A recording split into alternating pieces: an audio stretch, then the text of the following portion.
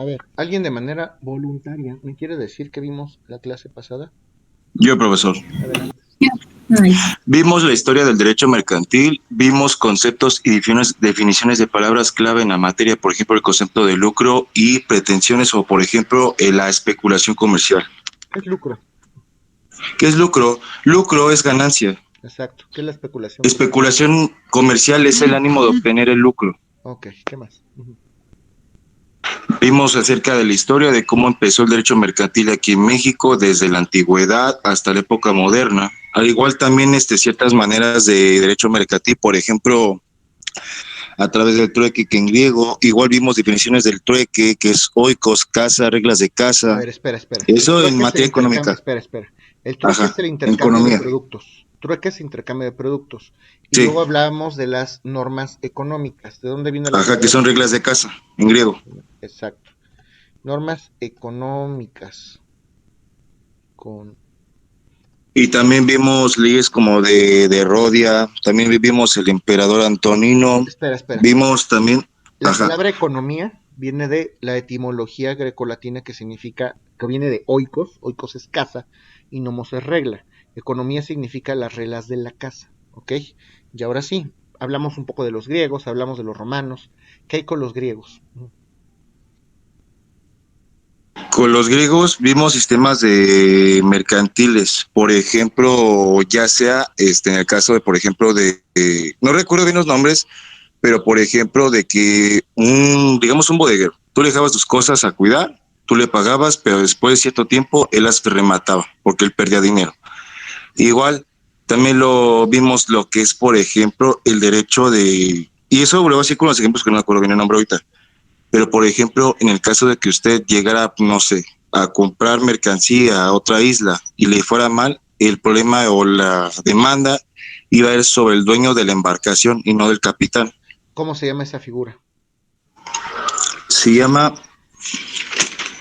es que no lo tengo a la mano, Ok. pero esa figura es de derecho, no, es que lo sigo buscando, es de que lo tenía a la mano. A ver, te ayudo un poquito. ¿Es A ver, el acto Sí. institutoria, profesor? exacto. Les ayudo un poquito. Relájense. Cálmense. Tomen su aire. Tomen su aire cuando vayan a platicarme, no está mal, pero vamos definiendo figuras. Primero tendríamos que hablar de los griegos. Les comentaba que los griegos basaban preponderantemente sus sistemas mercantiles en la navegación por la ubicación geográfica. Y luego hablamos de Roma. Ya cuando hablábamos de Roma, hablábamos justamente de las leyes rodias. Las leyes rodias, donde se regulaba la figura de la hechazón. Y ya, digo, se los digo por efectos de estructura. Si yo en el examen, por ejemplo, les pregunto algo así y quiero darles la pauta para que ustedes sepan cómo responder, tendría que decírmelo más o menos como yo se los estoy planteando ahorita. Vimos Roma, en Roma podíamos hablar de algunas figuras como las leyes rodias. Destacaba la lex rodia de Iactu, donde se regulaba la figura de la hechazón con el emperador Antonino, etcétera.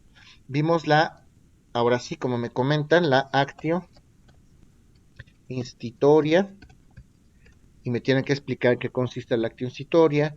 Vimos la actio exercitoria, y ya me tienen que comentar qué diferencia hay entre la actio institutoria y la actio exercitoria. Bueno, yo recuerdo, no sé si estaba bien, pero el acto institutoria era algo así como la figura del gerente, porque, bueno, nos había mencionado algo así, ¿no? La figura del gerente. Y mientras no se cumpla, se puede demandar como tal pues al jefe directo, ¿no? En el Y, acto institutoria ajá, había un famoso institutor. El institutor era ajá, el el gerente incitor. y las Y obligaciones que adquiría él se le podían reclamar al dueño de la negociación. al dueño. Y el acto exertoria, pues era como le dijo mi compañero, el dueño ahora sí que demandara lo del capitán y se demandaba pues Por al las, dueño del barco. exacto, por Por, las cosas o por las deudas que contraía el capitán, podíamos demandar al dueño de la embarcación. Así, no se me compliquen tanto. Si lo dicen así, no van a tener ningún problema, ¿ok? ¿Qué más? Es más que nada, por ejemplo, las facultades del acreedor para cobrar directamente al dueño de la empresa. Sí, pero necesito que me distingan en qué caso Pero es incitoria. Exacto. Necesito Bueno, que eso me- lo que dijo mi compañera es incitoria y exertoria sería el como tal el barco, ¿no? O sea, estamos hablando como de las figuras marítimas, se podría decir. Así es. Lo que necesito que me distingan es que en el caso de la actio institoria, facultaba al acreedor a demandar al dueño de la negociación por las deudas que contrajo el instituto o gerente. Y el actio exercitoria facultaba al acreedor para demandar al dueño de la embarcación por las deudas que contrajo el capitán. ¿Ya está más claro? No, maestro, Sí, ya me profesor. hizo bolas. Yo sí lo entendí. Yo lo principal que yo entendí es de a quién se le va a cobrar directamente o indirectamente. Así yo lo vi. Ok, vamos a retomarlo porque aquí ya hay confusión. Ok. Actio institoria. En la actio institoria vamos a hablar de un institutor. El institutor es el gerente, ¿ok? Este es el gerente. El gerente prácticamente es el que va a desarrollar y el que va a dirigir todos los actos de la negociación en nombre del dueño. Si el institutor adquiere obligaciones, esas obligaciones a través del actio institoria se le pueden requerir al dueño de la negociación. ¿Hasta ahí vamos bien? Sí, profesor. Sí, profesor. Ok. En la actio exercitoria hablamos de otro supuesto. ¿Ok? Las deudas que contraía el capitán de un barco, las deudas que contraía el capitán de un barco, se le podían exigir al dueño del barco. ¿Está claro esto?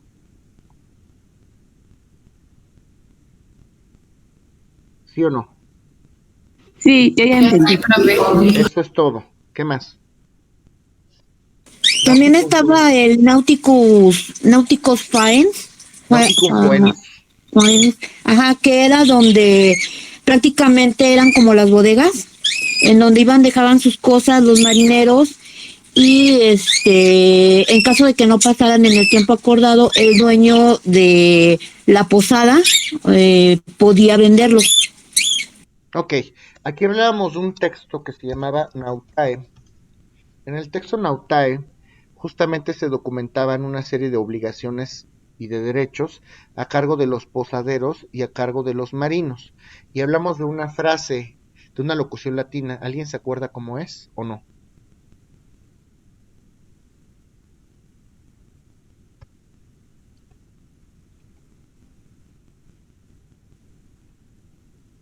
La frase que usted puso, Ajá. yo la tengo así, que es mercatura, si tenéis sordida, Antes. ¿qué patanda Antes. es? ¿Antes? Cupones en tus tabularios respecto a reestructuras. Cupones en tus tabularios respecto a reestructuras. Esta fue la primera.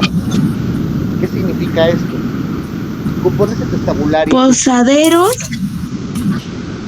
Sí, son obligaciones a cargo de Ni marinos idea. y de posaderos, consistentes en custodiar y devolver el equipaje de los pasajeros, ¿ok? Si un marino iba a salir, acudía con un posadero para encargarle el equipaje y el retorno del equipaje estaba sujeto a pagar un precio y a recogerlo en el tiempo que se había estipulado. Entonces, cupones et stabularius recepta restiturant simplemente es una figura que constreñía o que obligaba y que era a cargo de los marinos y los posaderos, que obligaba a los marinos a recoger su equipaje con los posaderos en un tiempo establecido. Yo te voy a encargar mis cosas, me voy un mes al alta mar, regreso en un mes y obviamente te voy a pagar porque me lo cuides. Si en un mes no regreso, entonces pues lo vas a rematar. ¿Sí me di a entender o no? Sí, profesor. Sí, profe. Era lo que hablábamos de que podría haber sido el antecedente del depositario o contrato de depósito. Es correcto, así es. Ok, ya. Maestro, de hecho, hasta mi compañera Alba había dicho un ejemplo como los de allá, como ¿cómo se le llama? Ah, que Las eran, bodegas en Estados Unidos. ajá, Ah, sí. eso. Que también hay aquí en México ya, ¿eh? Ya aquí en México ahí hay bastantes De hecho, existe la figura aquí en México del almacén general de depósito. Eso lo veremos en su momento. ¿Ok? Bueno, entonces, son obligaciones que están a cargo de marinos y posaderos consistentes en custodiar y devolver el equipaje de los pasajeros. ¿Y qué más? Vimos los estatus de la personalidad en Roma. ¿Se acuerdan de esto? Ajá, los tres estatus. ¿Cuáles son? Sí. Vimos lo que son Libertati. libertatus, familiar, civilitatis. No, Civitatis. exacto. Libertatis, civitatis y familiae. ¿Cómo podía perder cada uno de estos estatus? Yo muestro. Sí, Libertatis, cuando se perdía la libertad. Civilatis, cuando dejabas de ser un ciudadano en Roma. Y familiares, pertenecer a un demus. a una domus. Domus. Profesor, Domus, pero por perdón. ejemplo, en libertatis fueron esclavos, pero recuperaron su libertad. Ok. Había dos No tipos eran de libertos, personas. ¿no? A ver, a ver. En el Libertatis había dos tipos de personas. Los ingenuos y los Sí. libertos. Los ingenuos son las personas que nunca han sido esclavos en su vida, no tienen problema. Y los libertos son personas que fueron esclavos, pero que por alguna razón recuperaron su libertad. Obviamente los libertos no podían aspirar a tener cargos públicos en Roma, ¿ok? Se les desdeñaba un poco de la sociedad, pero sí tenían el status libertatis. Los ingenuos no, generalmente los ingenuos eran patricios de la clase alta, podían aspirar a tener cargos públicos. Y la figura mediante la cual se podía perder el status libertatis era a través de la capitis diminutio máxima. A través de la capitis diminutio máxima yo podía perder el status libertatis, dejar de ser libre. Y si dejo de ser libre me vuelvo esclavo. Y si me vuelvo esclavo, me vuelvo cosa. Y entonces mi dueño podía matarme porque yo soy una cosa. Si consideraba que yo no era útil, me quería dar de comer a los leones, o esclavizarme, hacer las labores del hogar, o lo que sea, pues podía hacerlo. ¿Sí está claro esto? Sí, profesor. Si yo, por ejemplo, perdía el status civitatis se podía perder a través de la capitis diminutio media. Dejaba de ser ciudadano romano a través de la capitis diminutio media. Y si yo perdía el status familiae, dejaba de ser miembro de una domus o de una familia. Esto era a través de la capitis diminutio mínima. Ya no tengo familia, ya no tengo domus. Esto se da a través de la capitis diminutio mínima. ¿Sí está claro esto o no? Sí, profesor. Sí, maestro. Bueno, sí, porque la vez pasada creo que no entendieron muy bien esta parte, pero vamos a retomarlo a partir de ahí para poder concatenar bien las ideas. ¿Alguna duda de esto que vimos? ¿Alguien tiene alguna duda o algún comentario? Yo, profesor, por ejemplo, no sé si esté bien, pero había comentado que capitis diminutio mínima es de cuando se pierde la ciudadanía, supongamos, ¿no? No, la mínima se pierde el estatus familiar, dejo de ser parte de una domus. En la Esa es la media mínima. en la media es cuando dejo de ser ciudadano porque pierdo el estatus civitatis. Y por ejemplo, la capitis diminutio media. Dejo de ser ciudadano porque pierdo el estatus civitatis. Ok, esa era mi gran duda, profesor, gracias. Sí. Recuerden, máxima, pierdo libertatis. Media, pierdo el civitatis. Mínima, pierdo el familiae. Así tendría que ser. ¿Ok? Bueno.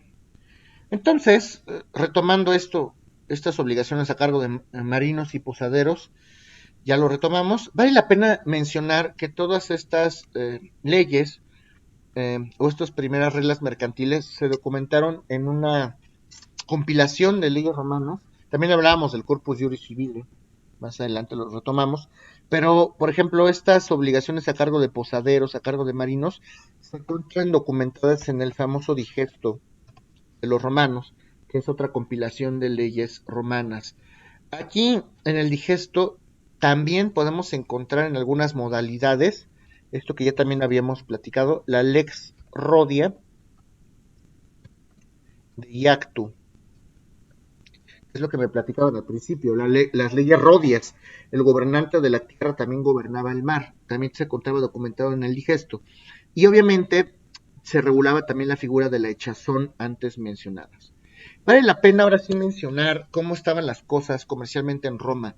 En Roma no existía el derecho mercantil propiamente dicho. El derecho mercantil no era autónomo, recuerden que pertenecía al derecho civil. Para los romanos solamente existía un solo derecho privado, y el derecho privado era el derecho civil. En el derecho civil se regulaba la relación entre los particulares, y los comerciantes también eran considerados dentro de esos particulares. Evidentemente, lo vamos a ver en la historia, el derecho mercantil en algún momento dado recobra o más bien adquiere autonomía, pero no fue en Roma no, porque además los romanos veían a la actividad mercantil con desprecio, pensaban que los jueces romanos o los pretores, que eran los jueces romanos, los pretores romanos se ablandaban mucho con los comerciantes al momento de juzgarlos. Recuerden que una cosa es un pretor, que era un juez que resolvía conflictos en Roma, y otra cosa era un pretor peregrino. Los pretores peregrinos eran aquellos jueces que resolvían conflictos en las provincias que conquistaba Roma. Esos eran los pretores peregrinos.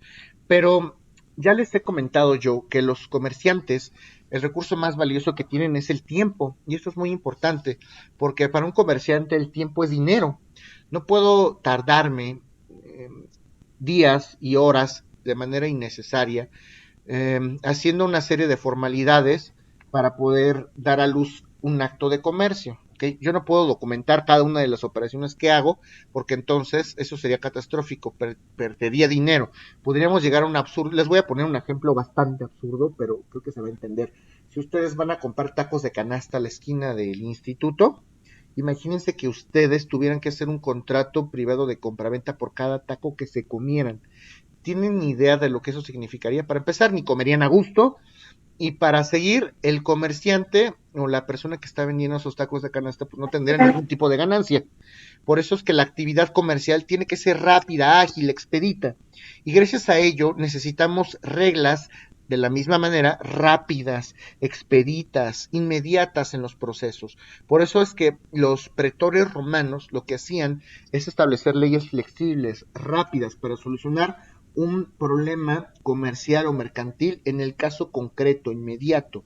Por eso es que algunos comentan que los jueces o los pretores romanos eran flexibles, eran sumamente flexibles al momento en el que juzgaban a los comerciantes. El derecho pretoriano era flexible por lo que se refería a los comerciantes.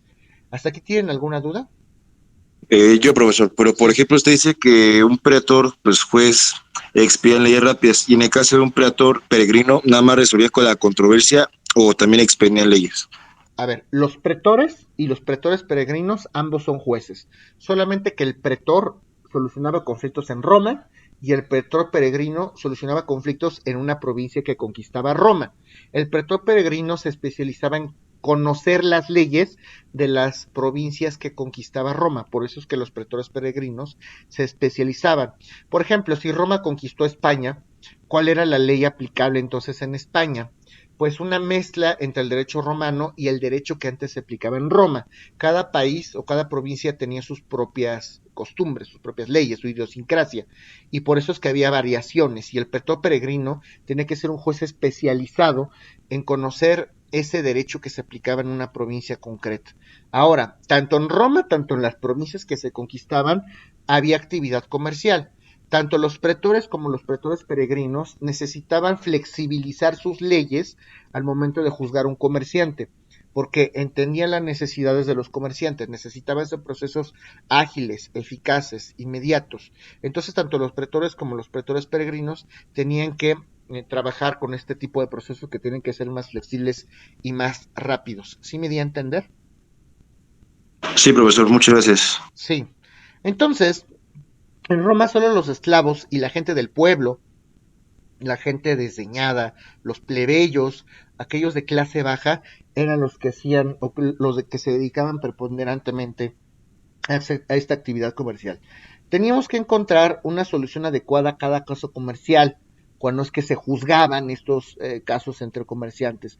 Por eso es que hablábamos de esta flexibilidad en las leyes mercantiles. No era tan precisa, no era tan técnica, no era tan exacto como en el caso pudiera ser de las leyes civiles. Si ustedes se ponen a estudiar las 12 leyes romanas, se van a dar cuenta que las figuras del derecho civil son pormenorizadas, son concretas, tienen muchos detalles.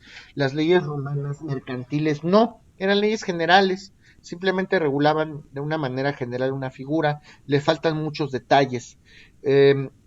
Y esto hablaba mucho de la actitud de desdén que los romanos tenían hacia el comercio. Y ahora sí, platicábamos del gran Cicerón, que fue un gran abogado en Roma, uno de los más sabios, más preponderantes en esto del derecho romano. Les platicaba también, les comenté, también les recomendé por ahí la columna de hierro, donde vienen algunas de las peripecias, de las enseñanzas y de las travesías de Cicerón. Decían que Cicerón, también les referí, llegaba a contratar vagabundos y prostitutas para ofrecerlos como testigos en sus propios juicios, y esto obviamente era sumamente controvertido. Lo cierto es que siempre se distinguió la actitud o el conocimiento de Cicerón en cuanto a derecho romano se refería. Entonces, Cicerón en alguna de sus obras, una obra que se llamaba De Officiis,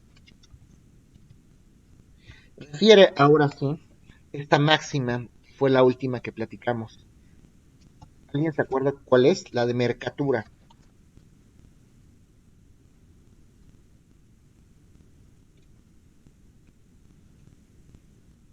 ¿Cómo va esa locución latina? Yo se la digo, maestro, no sé si la tengo totalmente bien. Porque de hecho incluso hasta traté de buscar su significado, pero no lo encontré, supongo que lo escribí mal.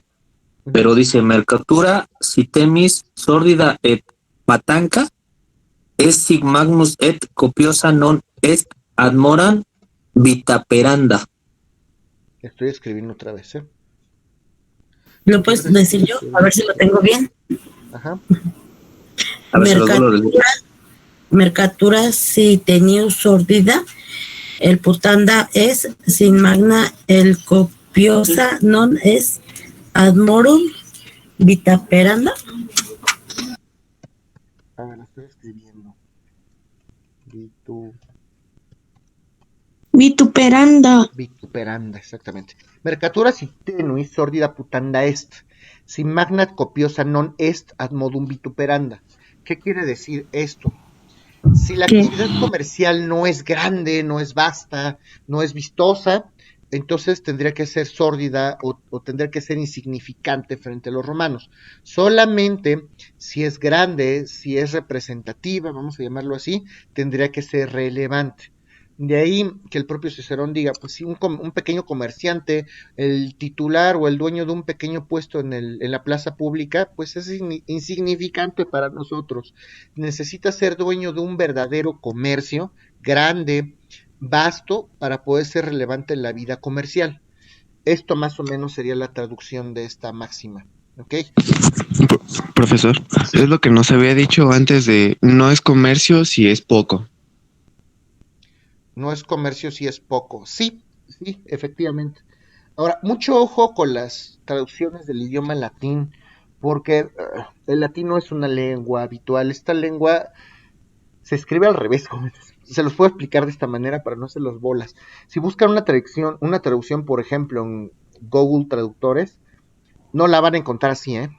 Les va a revolver las palabras, les va a revolver los modos, se trabaja a través de modos, imperativo, genitivo, dativo. Entonces, ustedes tienen que estructurar primero adjetivos, luego tienen que establecer prefijos, luego sufijos, luego artículos. Entonces, Google no les va a traducir, ¿eh? De una vez se los platico, por eso es que se los planteo así. Se escribe al revés, para que me entiendan. Se escribe al revés y además tienen que primero pensar en adjetivos, luego en sufijos, luego en terminaciones y luego principios de las palabras y luego en el modo, ¿qué quiero hacer? Quiero transmitir una idea imperativa, quiero transmitir una idea interrogativa, por decir algo, ¿no? Entonces, cuidado con esas traducciones porque seguro no lo van a encontrar. Pero bueno, si quieren hablar de latín, un día con calmita hablamos de latín, pero aquí, como se las estoy plasmando, pues es la manera más aproximada de referir lo que quería decir Cicerón. ¿Alguna duda referente a esto? Maestro, No, una pregunta. Entonces bueno, la frase no es comercio, sino es ¿qué? Mercatura, así como lo escribí ahorita. Hablar de mercatura es hablar del comercio. Yo se los estoy traduciendo de una manera genérica a través de una idea para que ustedes me lo entiendan, ¿ok? Mercatura, el mercado o el comercio, vamos a pensarlo así, o la actividad mercantil, ¿ok? Mercatura podemos asociarlo o podemos traducirlo como la actividad mercantil. Trabajan en la idea que les dije. Si la actividad mercantil es breve, chiquita, pequeña, y así explíquemelo, no necesito que me traduzca literalmente la frase. Con que me den la idea es más que suficiente. Si la actividad mercantil es chiquita, pequeña, es insignificante. Para que sea relevante comercialmente en Roma, debes tener un comercio grande, un comercio destacado. ¿Sí me doy a entender o no? Sí, profesor. Ok. Bueno, más o menos sería esto. Y Cicerón también empieza a comentar cómo es que a finales del Imperio Romano de Occidente, recuerden que Roma de Occidente cae aproximadamente en el 475 después de Cristo.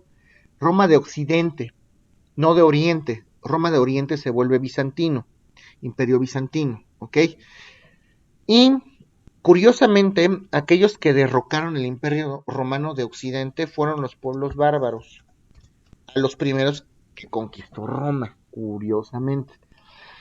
Estos pueblos bárbaros, muy cercana a la fecha a la conquista de Roma de Occidente, a todos aquellos comerciantes que iban a hacer algún tipo de encomienda o de misión, aquellos comerciantes que salían a comprar, a vender mercancía, empezaban a tratarlos mal, empezaban a golpearlos, a saquearlos, a robarle la mercancía, y esa fue una de las razones que hicieron que esta actividad comercial empezara a disminuir a finales del imperio. Y es que los romanos además no eran tontos, sabían perfectamente que la actividad comercial era una actividad sumamente importante y estratégica en Roma. Imagínense Roma sin actividad comercial, marítima, sin dinero.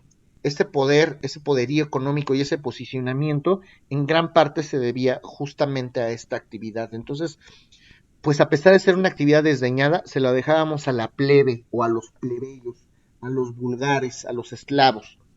No puede decirse que por esta falta o que por este desdén que tenían los romanos justo a la actividad mercantil se deba justamente o se le tenga que atribuir la escasez del tráfico comercial. El tráfico comercial empezó a escasear justamente, no porque los romanos desdeñaran el comercio, sino porque los bárbaros empezaron a saquearlos. Por otro lado, es posible atribuir, tampoco es posible atribuir esta capacidad o esta generalidad de los romanos para desdeñar el comercio a todos los ricos. No podemos decir que solamente los ricos eran los que desdeñaban el comercio. Sí había ciudadanos de Roma habituales que también desdeñaban el comercio. Y esto afectó justamente a las leyes mercantiles en Roma, porque era mal visto que los pretores o que los jueces flexibilizaran sus procesos, sus normas, al momento de aplicar una norma. Esto influyó de manera preponderante en la manera de contar la historia romana y la historia del comercio romano. ¿Ok? ¿Sí me di a entender o no? Sí, profesor. Profesor, entonces prácticamente si se desdeñaba el comercio, como dice usted, afectaban las leyes en Roma porque pues lo veían como mal, ¿no? Sí, lo veían mal, pero pues tampoco podían hacer como que no existía. Era una actividad importantísima. Y como lo veían mal, pues los ciudadanos lo veían mal, pues los jueces le echaron la flojerita, pocas palabras, empezaron a hacer leyes muy laxas, muy flexibles, con el pretexto, entre comillas, de poderlas hacer accesibles a los comerciantes. ¿Ok? Prácticamente esa es la idea. Finalmente cae en el 475 después de Cristo el Imperio Romano de Occidente, y tampoco quiero meterme mucho todo esto del derecho romano. Hay muchas cosas más que tenemos que ver. Vamos a platicar a partir de este momento del derecho mercantil en la Edad Media.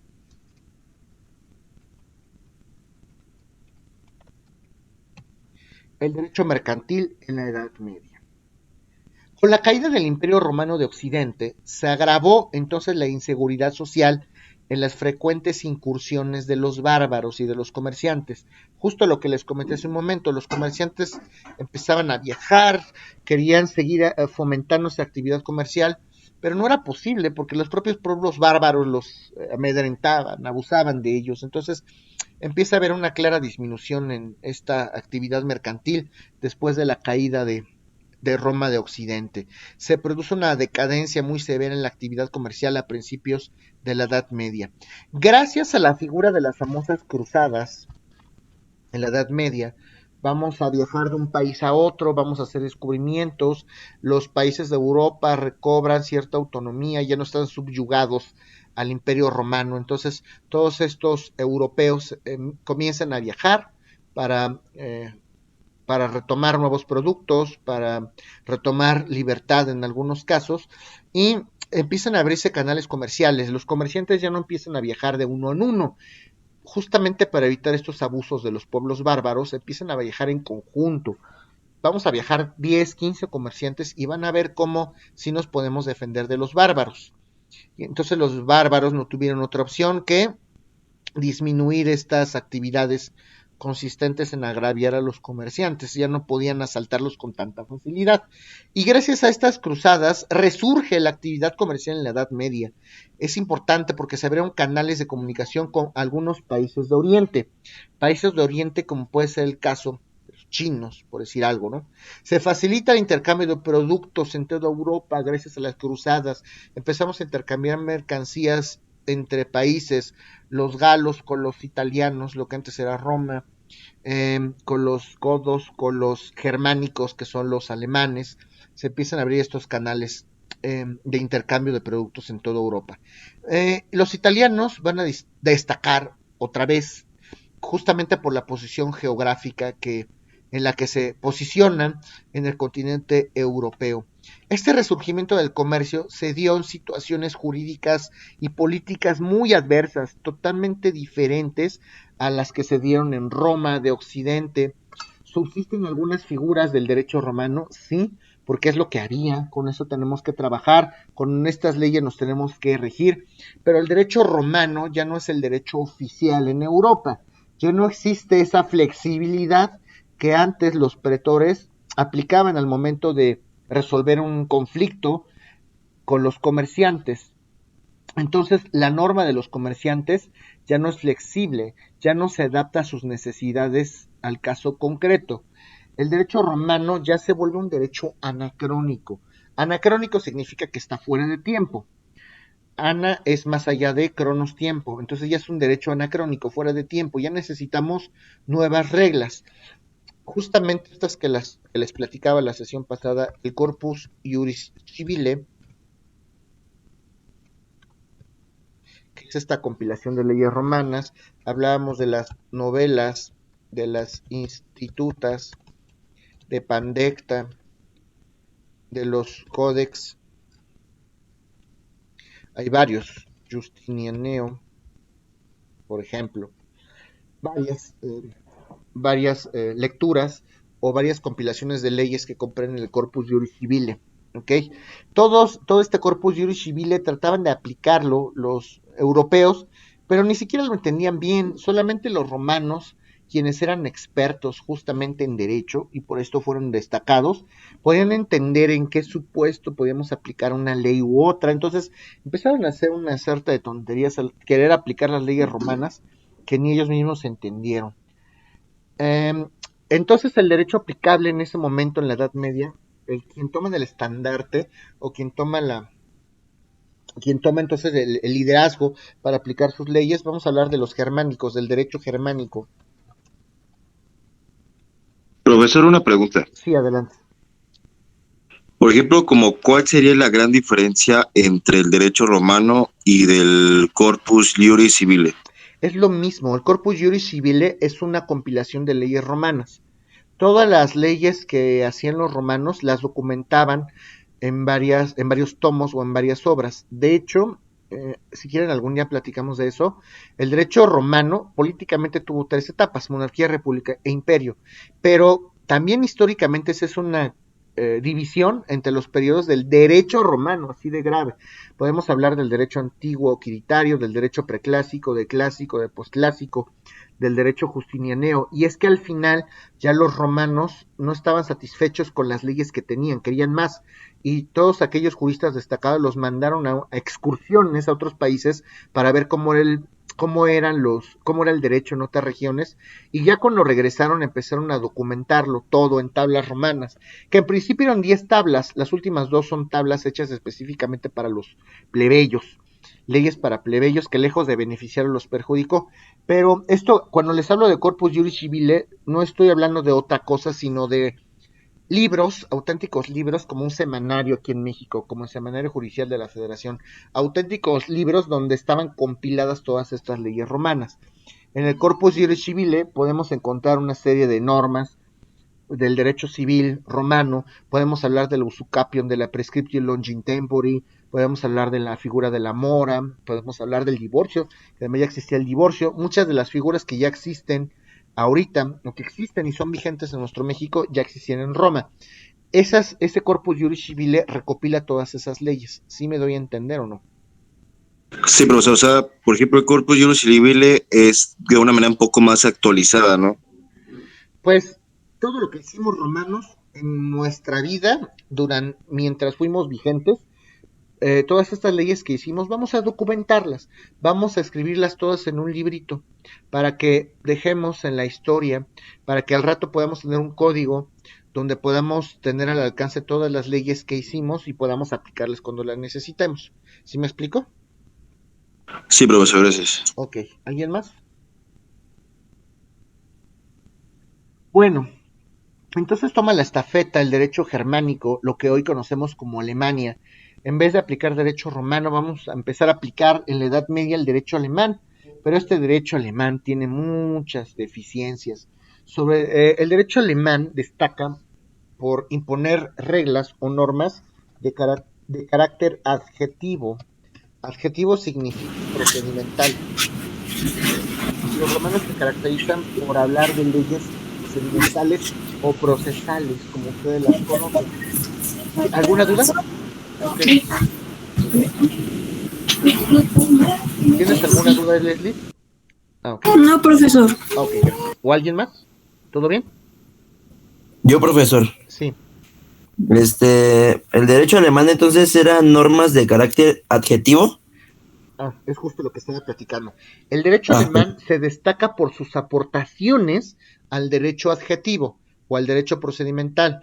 Los alemanes fueron buenos en hacer leyes referentes a los procesos, para que me entiendan. Sin embargo, en las otras leyes, podemos decir que los alemanes fueron muy formalistas. El derecho alemán en ese entonces era muy formalista, muy primitivo. ¿Qué quiere decir esto? Cuando los comerciantes tenían entonces conflictos, tenían que regirse en este momento por las leyes alemanas. A ver, o vamos a regularizar, vamos a documentar un acto de comercio, nosotros comerciantes, y vamos a basarnos en las leyes alemanas. Sí, pero para hacer un contrato necesitas 5 testigos y necesitas escribirlo en una tinta especial, con un sello y un papel especial, y además tienes... No, a ver, espérame. Yo como comerciante necesito que esto sea más ágil. Esto es primitivo, esto es nefasto, a mí no me puedes hacer esto. Y por eso es que el derecho germánico no sirvió en gran parte para resolver las necesidades de los comerciantes, ya no era flexible, no resolvía los problemas ni las necesidades de ese desarrollo comercial que existió en ese momento.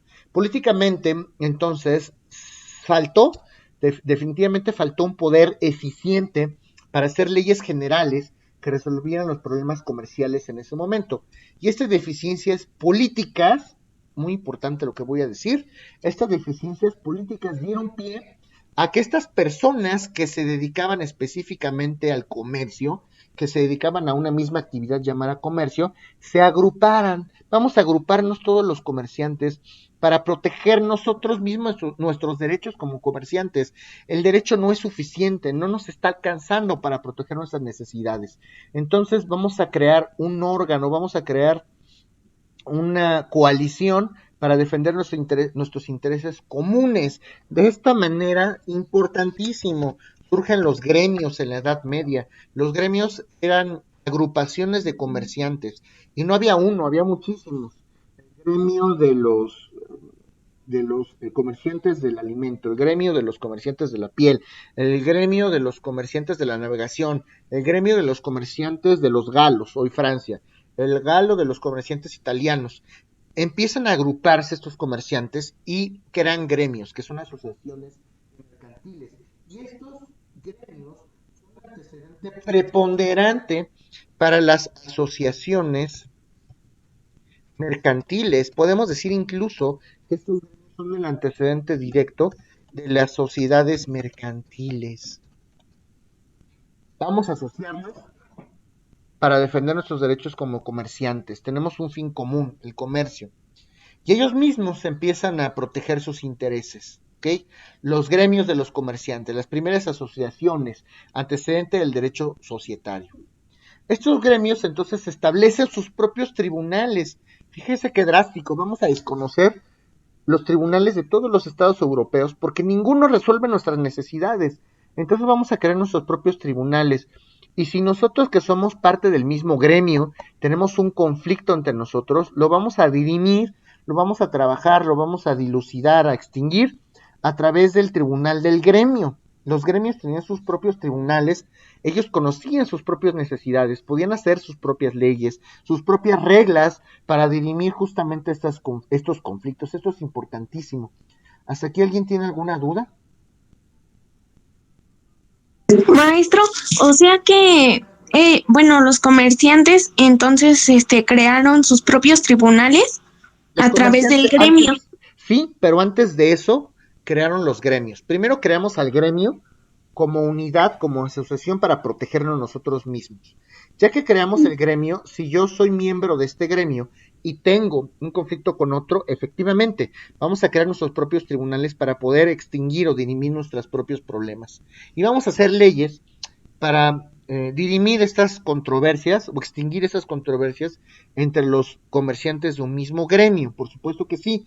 Y estas leyes del gremio no van a tener tantas formalidades como habitualmente lo tenían las leyes alemanas. Necesitamos Profesor. Ahora sí. Sí, adelante. Y por ejemplo, ¿qué hicieron los animales ante la creación de estos gremios? ¿Qué consecuencias hubo? ¿Qué podían hacer los alemanes si además el comercio en todos los países del mundo es una actividad preponderante? Si los propios alemanes no estaban especializados, porque además había comerciantes alemanes, los propios comerciantes alemanes prefirieron crear los propios gremios. Como los romanos, un poco como por herencia, pues son comerciantes. Finalmente ellos como comerciantes que resuelvan sus propios problemas.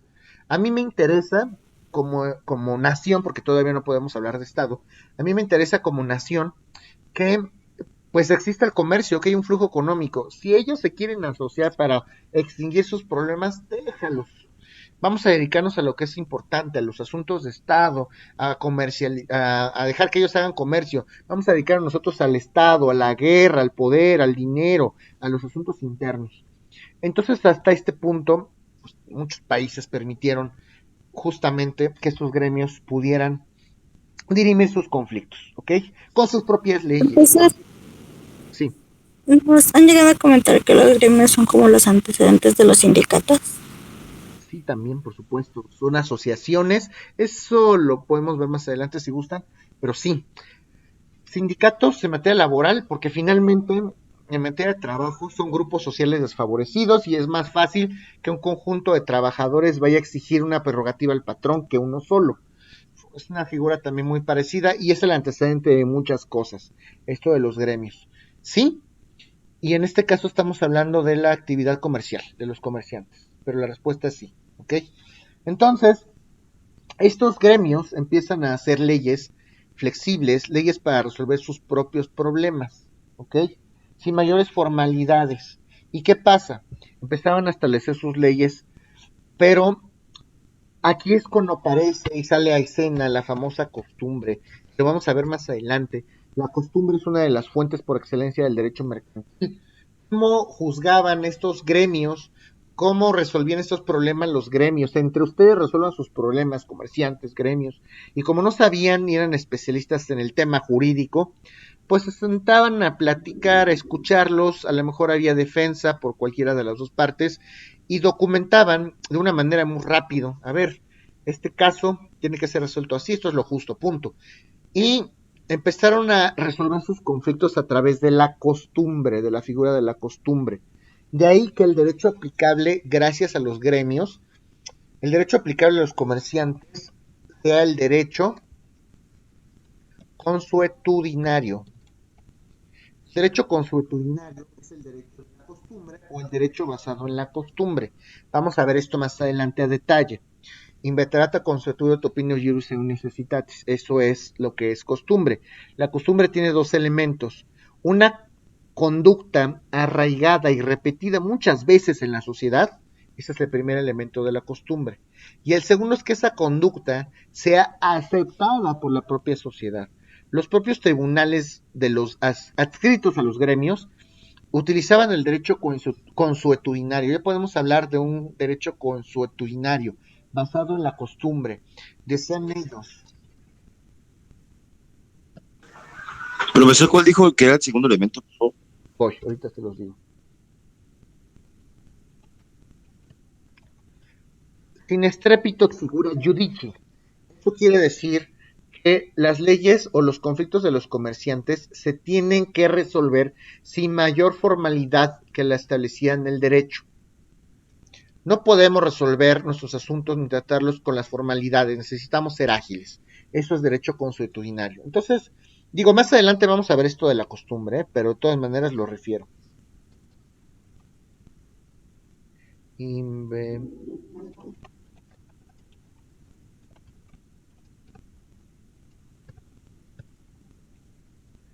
Juriseu. Inveterata consuetudo et opinio juris et necessitatis, eso es costumbre. Y tiene dos elementos. El primer elemento, entonces, tiene que ser una conducta arraigada o repetida en la sociedad. Y el segundo elemento, lo que podemos conocer como usos, es esto. Los usos es esa conducta arraigada o repetida en la sociedad. Pero a diferencia de los usos, la costumbre tiene un segundo elemento, que es que esa conducta sea aceptada por la sociedad. Esto lo vamos a ver más adelante, pero se los documento de una vez. Claro que sí. ¿Hasta aquí alguien tiene alguna duda? No, profesor. Bueno. Yo, maestro, nada más rápido, lo que significaba la primera frase que dijo en latín, la de sin estrépito sin et figura figura judici, significa que los pleitos de los comerciantes tienen que ser resueltos, o los asuntos de los comerciantes tienen que ser resueltos sin mayor formalidad que las establecidas en la ley. No podemos resolver con formalidades. En pocas palabras, el comercio se tiene que regir por la costumbre, no por el derecho, porque el derecho es muy formal y el comercio no lo es. ¿Sí me explico? Sí, gracias, maestro. Ok. Bueno, entonces de esta manera se crea el derecho consuetudinario, inspirado en la satisfacción de las necesidades de los comerciantes.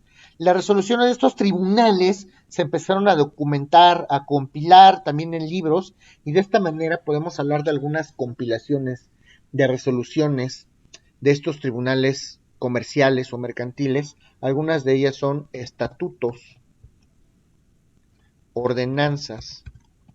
Estas son resoluciones de los tribunales mercantiles que ya están documentadas. Estas leyes podían variar de un lugar a otro, obviamente. No es lo mismo hablar de la idiosincrasia española que la idiosincrasia francesa. Tienen comportamientos arraigados totalmente diferentes, hábitos totalmente diferentes. Entonces, todas estas resoluciones mercantiles se documentan y podían variar de un lugar a otro. Y entonces, algunas recopilaciones adquirieron mayor auge que otras y eran acatadas en diversas regiones. Por ejemplo, podemos hablar del Consulado del Mar.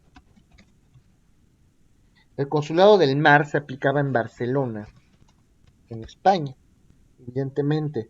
dirimía conflictos marítimos o eran leyes que hablaban de la resolución de conflictos marítimos en casi todos los puertos del Mediterráneo.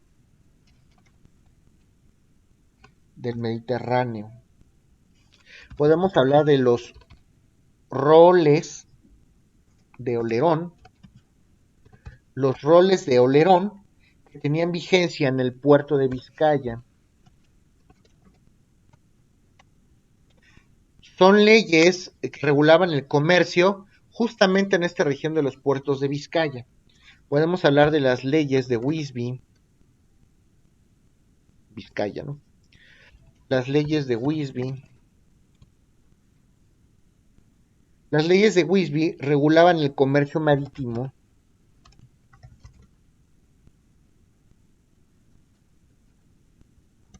en el mar Báltico. Y finalmente, no nos va a dar tiempo hoy, estaban también las actas de las asambleas de la Liga Hansética. Las actas, ¿tienen clase después de esta? Sí.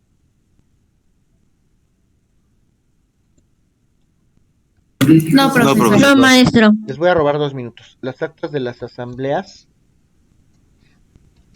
de la Liga Hansética. Las actas de las asambleas de la Liga Hansética.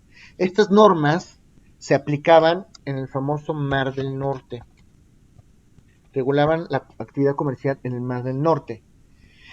Y quiero comentarles que en la formación del derecho mercantil también influyeron demasiado, que eso es lo que quería explicarles al final, la creación de las ferias. Todo el mundo ya sabe que es una feria. Se crean las ferias, se crean los mercados, y los mercados son importantísimos para el derecho mercantil. Estas ferias y estos mercados, ya saben que las ferias, estos lugares donde se presentaban artículos novedosos, donde podíamos vender una serie de productos divertidos, no divertidos, a lo mejor llevaban algunas atracciones.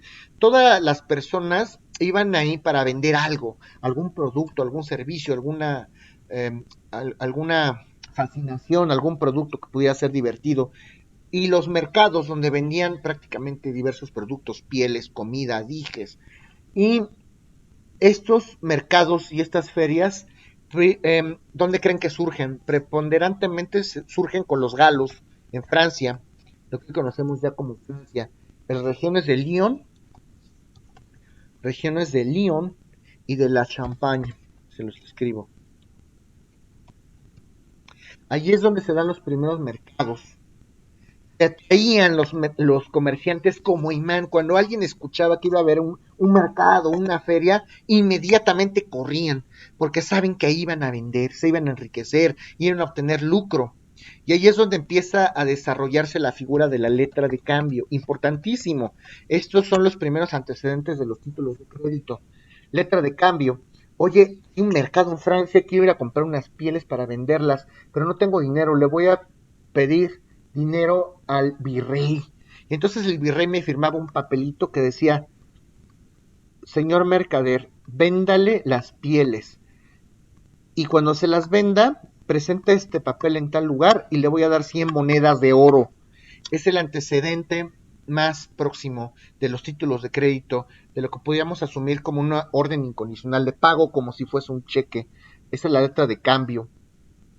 Este documento vale por tanto, canjealo. En los mercados, en las ferias, fíjense cómo empezamos a ya ser más ricos, más vastos en la actividad comercial. Ya ven por qué tienen que estudiar derecho, historia en derecho mercantil. No podríamos entender cómo surge la letra de cambio, el cheque, el pagaré, si no entendemos cómo surgen, cómo empiezan a desarrollarse los mercados o las ferias. ¿Ok? ¿Alguien tiene alguna duda referente a lo que vimos el día de hoy? No, profesor. No, profesor. No, maestro. No, maestro. Bueno, pues muchas gracias. Agradezco mucho su atención. Seguimos la próxima clase con características del derecho mercantil medieval y los veo entonces el viernes. Gracias por todo. Gracias, maestro. Gracias, maestro. Gracias. Hasta luego. Gracias, hasta luego.